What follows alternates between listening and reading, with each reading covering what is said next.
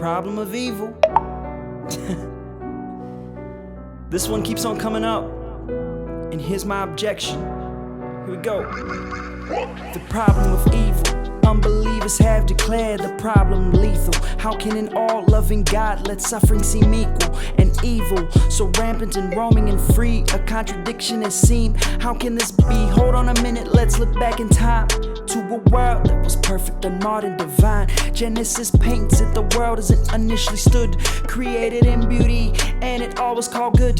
Then came the fall of man, and with it a fatal stain. Through Adam's disobedience came death and pain. Corruption spread wide through every heart in the world as we know it. Now we see bad sin's ugly mark. But to answer more specific, God is also not indifferent. For who has suffered more than the Son? The suffering servant, he chose to be involved in and provide the provision, propitiation for the Father and sin's entire remission. You say the evil is gratuitous, suffering for the sake of suffering. That sounds ludicrous, but the burden of proof, see, lies on you as it should. How can you say God doesn't have reasons? These reasons lie under the hood. You say the evil disproves the creator so wise, but if evil is bad, then whose laws are you judging by?